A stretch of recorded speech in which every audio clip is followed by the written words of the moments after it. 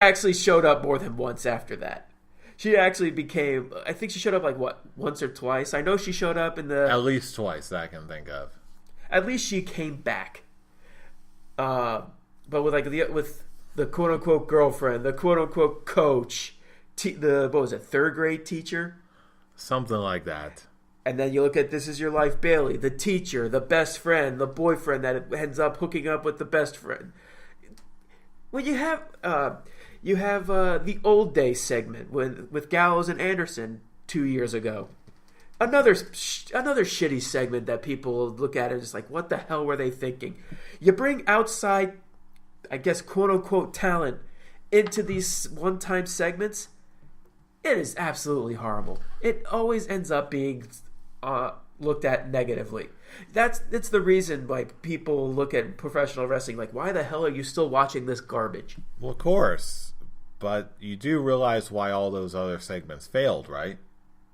And why is that? Well, you know why, right?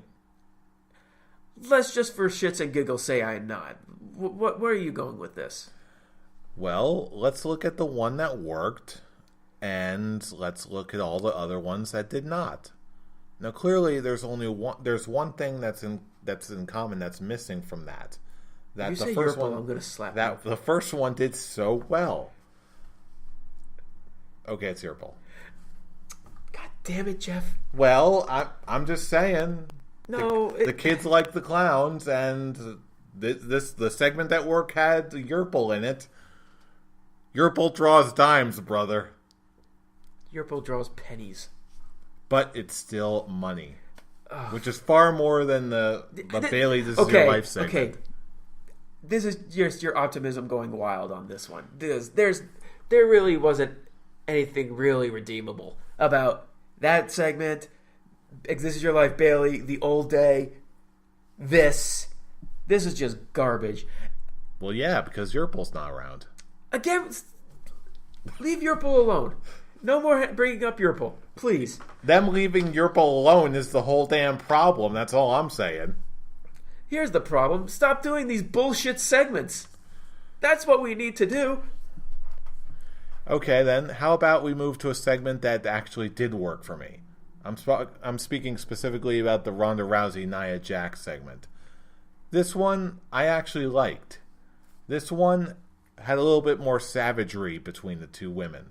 Now there's actual competition. Now I'm starting to get emotionally invested. I'm down with it. What'd you think? The segment, it was all right. It did what it needed to do. The one thing I do like are the subtle hints that they're just gonna have Nia Jax basically be a lackey for Stephanie McMahon, keeping the Stephanie McMahon versus Ronda Rousey storyline going in her quest for the Raw Women's Championship. They definitely threw very subtle vibes, in my opinion. Okay, looking back, I can definitely see that. I honestly feel like I was just sort of shutting all that stuff out because I really don't want to see that happen. I don't want. Apparently they wanted to save Ronda Rousey really getting the Raw Women's Championship for SummerSlam. I could see this being the step because her first actual one-on-one match for the Raw Women's Championship and her winning, basically it would become Ronda Rousey would quickly become Brock Lesnar, where she makes less appearances. Granted, she would make a lot more appearances than Brock Lesnar, but she would just be looked at as just the quote fighter just coming in and just demolishing the wrestlers who's been around for a long time. At least if you have Nia Jax turn, which would fit perfectly for her because any hopes of her being a babyface was completely demolished because of her anti-bullying Be a Star campaign that after Backlash, or after her match in Backlash, I just see her more as a heel. I can see that. She fits more in the heel category other than just a baby face big person. Like, as long as they don't big show her and turn her every other year or every year. But I think Nia Jax actually did a lot more as a heel, and now she could be. I agree. She could be a heel for Stephanie if they want to keep this Ronda Rousey Stephanie being the female version of Vince McMahon versus Stone Cold Steve Austin of this time. I can see that. I dig it. Personally, given the way this whole feud, storyline, whatever thing started, at this point, I'm just simply glad that there's some actual edginess and drive here. There's dissent that's being stirred, and then these two could actually legitimately want to fight each other. That sounds great to me. The only real negative, it's not even about this segment, it's just how this match, hey, let's just have a random red carpet appearance. Oh, hi, you're trying to woo with Charlotte? How about you fight for the Raw Women's Championship instead? Wait, what? I just don't like how it's all of a sudden, hey, guess what? On social media, guess what? We're going to have a Raw Women's Championship at Money in the Bank with little to no build whatsoever, and the only sight of build that we have is just a red carpet appearance. Hey, you want to fight for the Raw Women's Championship? No, I'm challenging you. Oh, I haven't had a match really yet. I don't care. I want to fight you. Okay. Woo! Because Charlotte had to throw in that woo. It's what Flairs do. They woo. I almost did when you said, oh, Flair's woo, and I was just about to say, you know it. I'm like, no! No! I'm not doing that. The campaign is working, fool. No, it's not. Nothing's working. I didn't fall for it. You will become a broski too, bro. The broski, you know the broski it. in me died years ago. Woo, woo, woo. I know it. Kane killed. Now you just need to know it too. Kane saved me from being a broski by killing him.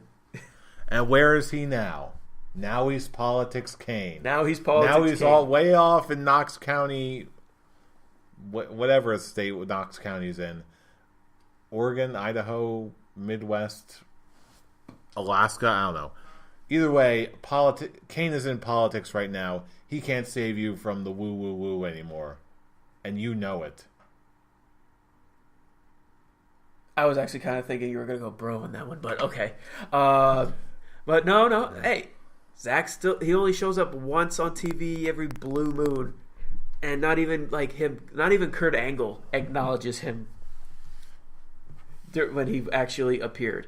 No one acknowledged him. Hey, Kurt, I want a chance to be in Money in the Bank. Jinder comes in. Do you see what I did? I should be in Money in the Bank. No, you shouldn't. That was the end of the segment. Okay. You can't win them all. Poor Goldust got in that same spot earlier that night. Yeah, that sucks. But again, you can't win them all.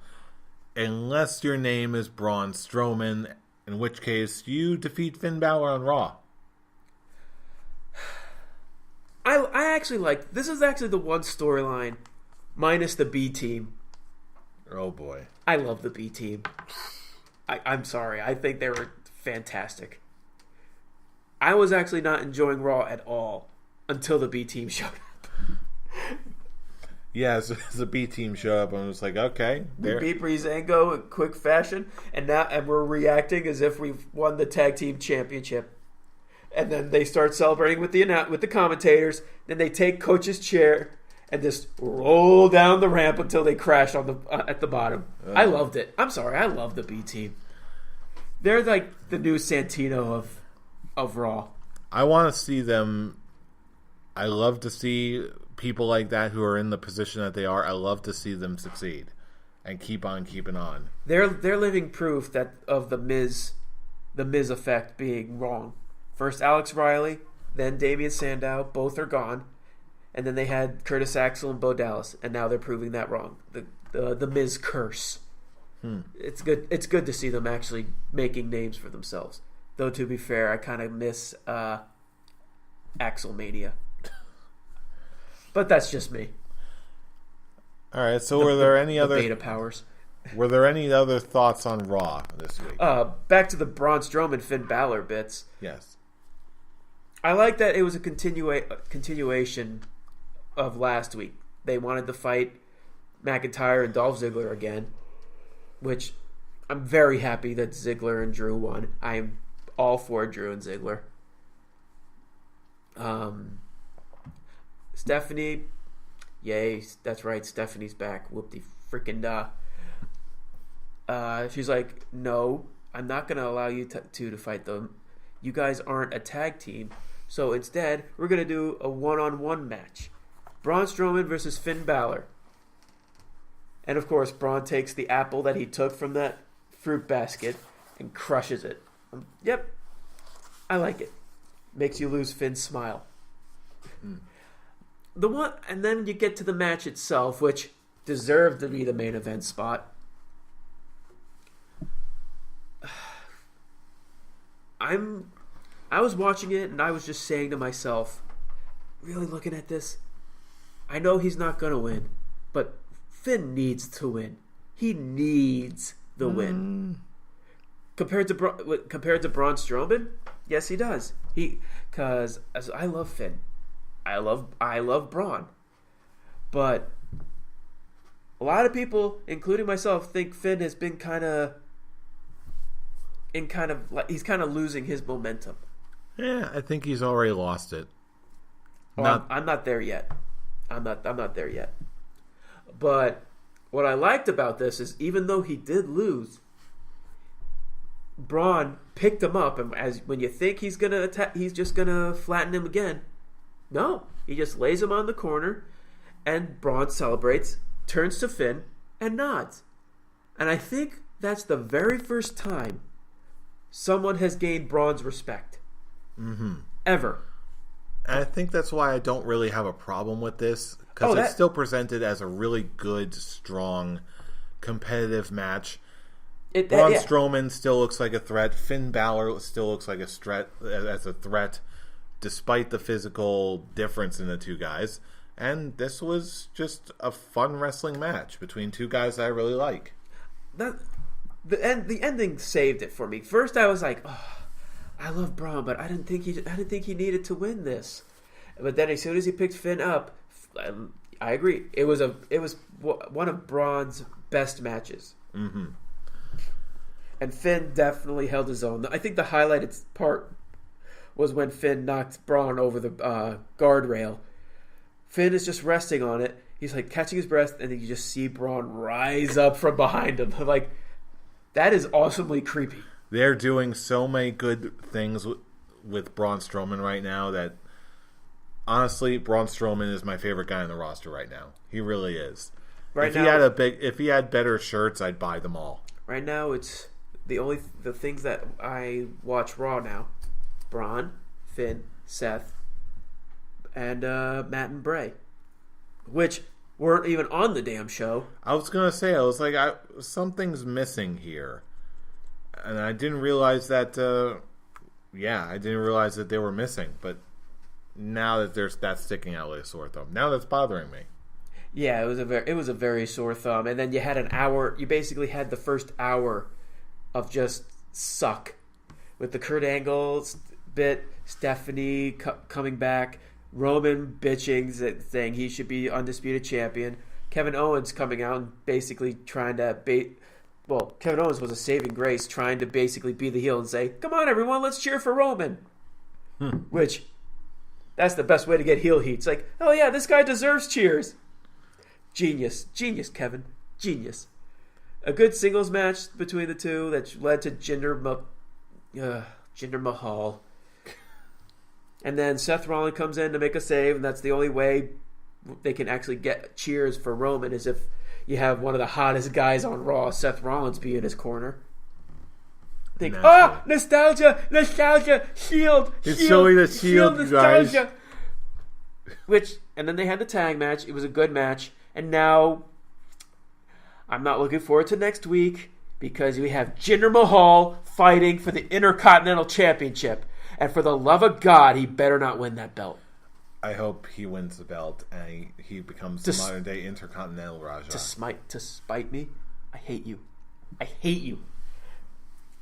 That's why it's gonna be even more glorious when I take that belt from you, just because you said that.